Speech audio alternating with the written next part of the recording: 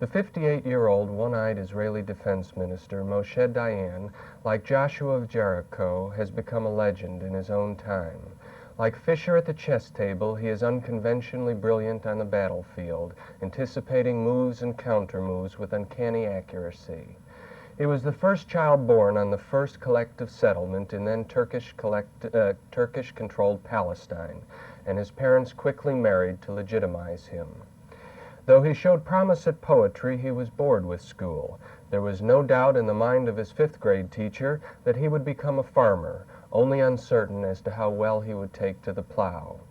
To his classmates he was a natural leader, but one who would seek weaknesses in the opposition and exploit them mercilessly.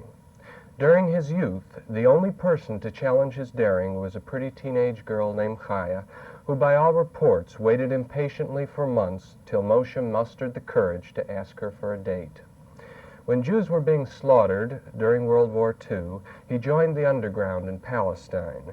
Captured by the British, he was threatened with torture. Coolly, Dayan explained to his tormentors, "Go ahead, but if you do, I'll get word to my friends on the outside, and what they do to torturers is hideous." He was returned to his cell without a scratch. For all his charm and charisma, Dayan seems a lonely man. A journalist once queried, "General, source is close to you." Dayan interrupted impatiently, "No one is close to me." For like Patton, he believed that death in battle was the peak experience and not the end. Dayan's concept of war is flexibility, and the British Army was his model, that is, of what not to do. Despising bureaucracy, even privates called him Moshe. A general should lead, he said, not observe from behind, a concept that created some jealousy at home. Scaling a ravine under attack, a battalion commander tried to order him to stop. "Please," he entreated, "we have many soldiers, but only one minister of defense." Dayan looked back. "You would be surprised to learn," he shouted, "how many men are ready to fill that vacancy."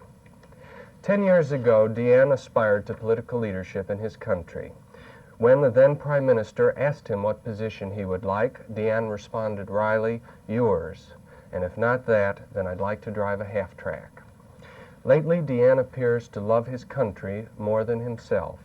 So in the last election, he didn't run, but supported warmly the candidacy of the irrepressible grandmother, Golda Meir.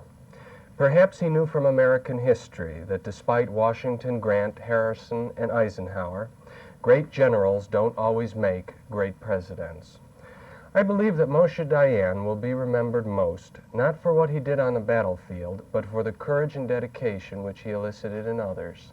As an Israeli tank commander told me last week, "If Dayan is the general, then I go to battle with confidence, even if I am blindfolded."